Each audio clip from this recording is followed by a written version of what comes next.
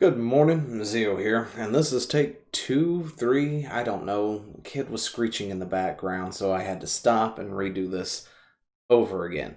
But anyway, we're talking about why game journalists, or why gamers don't care for game journalists.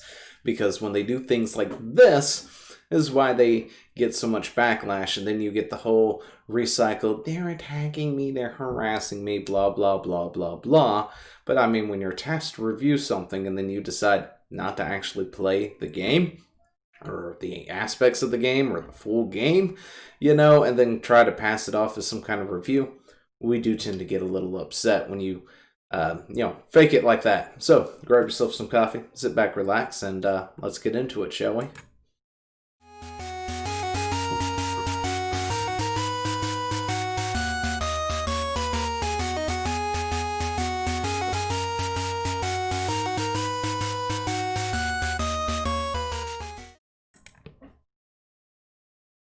So you may be asking yourself, why do I have this right here? What are we doing? Well, it's obviously Cyberpunk 2077, and it's a review from GameSpot, because why not? We can sit here and we've talked about it already. We kind of went through earlier this week, the bad and the ugly, right, of,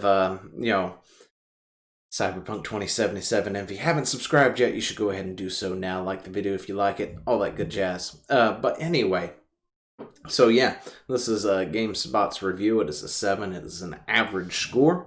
And there are a lot of bad things, so to be totally honest, with the glitches and stuff, I don't think Cyberpunk 2077 is an average score. I think it might be slightly lower than that.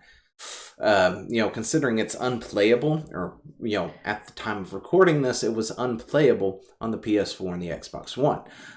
You need to be playing this on PC, Stadia, or, Stadia. Anyway, PC, Stadia, or the new consoles to properly play it. And even then, there's still crashes and bugs on the console side of things. A lot of them. So, we're going to quickly go over this, but, their reviewer here, what's her name? I can't remember. Kaylee Plague or something like that. Yeah. Right there, was tasked with reviewing this game, and the review is okay. It's mediocre at best. The problem is she admitted to pretty much skipping everything, whether they were extras, didn't explore any of the crafting systems, the upgrade systems, did not explore any of the optional side questing or anything. Which, is totally okay if you're up front with it and you said you played through, say, the main story quest and that was it, and you do your review based on the main story quest and said, yeah, there's a plethora of, sub-quests all over the place. However, I didn't really do a whole lot of those. So, the fact that there's this just sheer number of things that you can do is a great thing. They're there if you want them, but I did not actually go through each and every one of them. I did a few of them, but I stuck to the main story. Wouldn't be that big of a deal. People wouldn't be upset with you about it. But the name was very familiar, so we're going to just take a look in the past real quick before we go across this, because I really wanted to take a look at this. But this is Alpha Sapphire and Omega Ruby reviews for Pokemon, and that was over at IGN when she worked for IGN, and it was a 7.8 over there too. These were remakes of Ruby and Sapphire, which, honestly, if I was to review the game, because we did talk about this way back when, if I was to review the game, would be on par with its original predecessor. Its score should not have changed, if not been a little bit better. You had updated graphics, updated mechanics, new Pokemon, updated all sorts of things, and it really breathed new life into the region. However, this is what we got. Now, of course, me looking at it was like, that's not right, because this is not how the review did look beforehand, somewhere within the past year, because I did bring this up for something else. I think it was an Earthworm Jim thing. I'm not sure. It might have been just a post or something, but I looked at it within the past year. over doing some other article, and it was its original listing. This has been changed at some point to omit the reasons why it's a 7.8, why you would go back years later and change that is beyond me, because I mean, once it's up, you might as well just leave it there years later to go back and change it. But this is what it originally had looked like. It was a 7.8 good, and it said Pokemon Alpha Sapphire introduces needed updates and a gorgeous new view of the Hoenn region, but a clearer view reveals its dated holdovers, which honestly I'm not sure what those dated holdovers were. It didn't quite explain it in the review. It just states that. Anyway, the right side is what we want to look at. The gorgeous detail, boast game content, some smart updates. There was a ton of great updates to that game. It was on par, if not slightly better than its original. But what was holding it back was too much water and too many HMs. And yes, I will admit, those games back then had a ton of HMs. I think at one point it wound up that in the main story games, because of how, so many HMs there were and stuff that they kept adding to the game, I had 2 HM slaves in the back of my party whose whole job was to cut, surf, waterfall, rock smash, and whatever else was needed. But the games have since then, of course, changed how that works. So it's much better. The too many HMs, I get that, but it is part of the original game.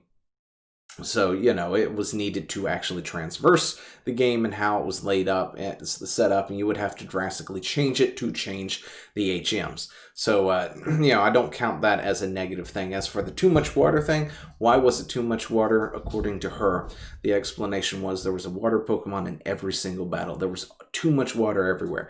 We're talking about a region that is filled with water. It was the water Pokemon game, because it had so much water in it. I think it's the one who introduced dive as well as an HM. So you could go under and explore the underwater sections and things like that, because there was too much water, because there was so much water, too much water, whatever. And the reason why there was always a water Pokemon was because she started with the water starter, so that was kind of a dumb moment. So when it comes to a review from her, I don't put too much stock into it anymore, because this isn't the first time she's done this.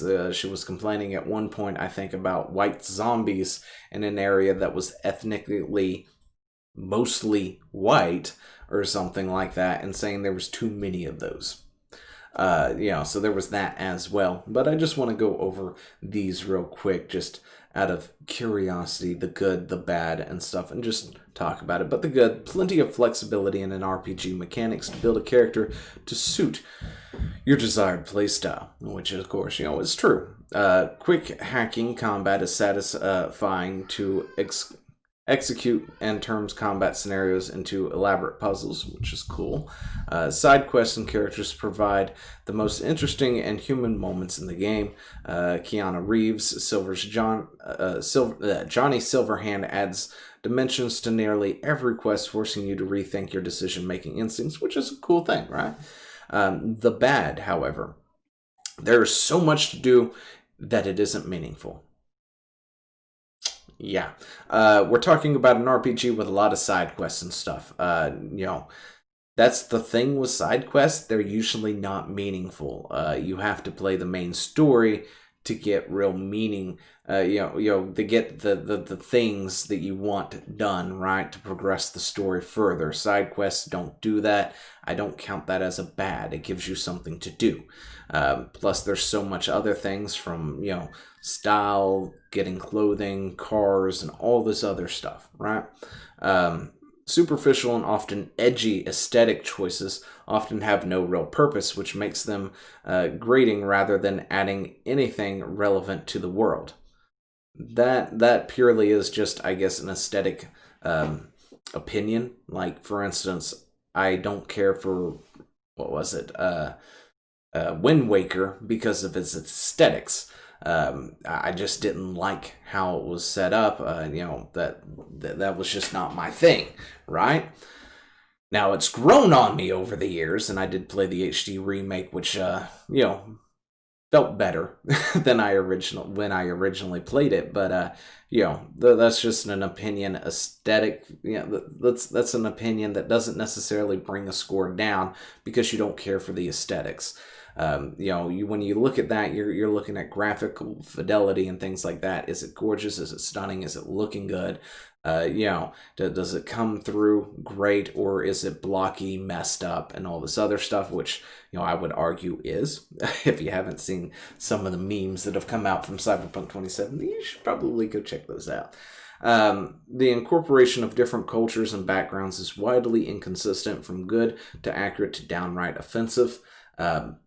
Honestly, I'm not sure how one is to actually be able to judge that.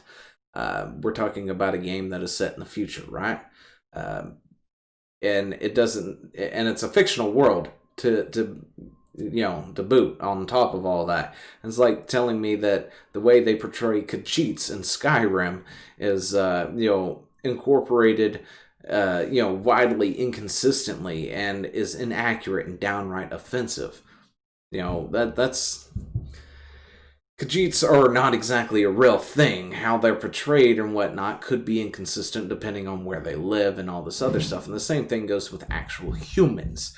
If you take somebody who is Asian and they've lived and grew up in this particular area, they may not be stereotypically, what you would expect from another Asian.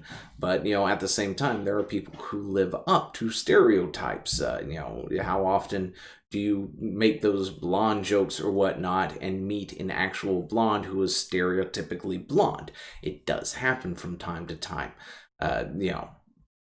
Anyway, that's not exactly a way than something to bring the game down, but I guess she needed more things than too much water this time, right? Anyway, the main story doesn't cohere with the rest of the game, with an urgency that's in odds with everything else. This is the whole, you've got like a time limit to do something, right? And you have the choice to deviate from it. It happens a lot in RPGs. I remember there was a meteor that was about to hit a planet, and I spent a good probably the next 2 weeks raising and breeding chocobos and racing them instead of actually stopping said meteor. That's a thing that happens. When you get to a certain part in the story, for the most part, it doesn't just force you to go and say, hey, you've got 30 minutes to complete the game or all is, over with or anything else like that. It allows you to go on your own pace, and I think that's a good thing. It provides the ability to go out and do other things. Maybe you want to do some of those side quests you skipped. Maybe you want to go collect cars or different outfits or something. Maybe you want to go get some upgrades, maybe find that certain elusive weapon or item that you couldn't find earlier, and you want to go do that before you take on the big bad, all right? That's not exactly what I would call a bad to a game, but that's just me. This is if I was reviewing it, and not them instead, I guess. Technical issues, from visual bugs to full-on crashes, are so perversive that it's impossible to ignore.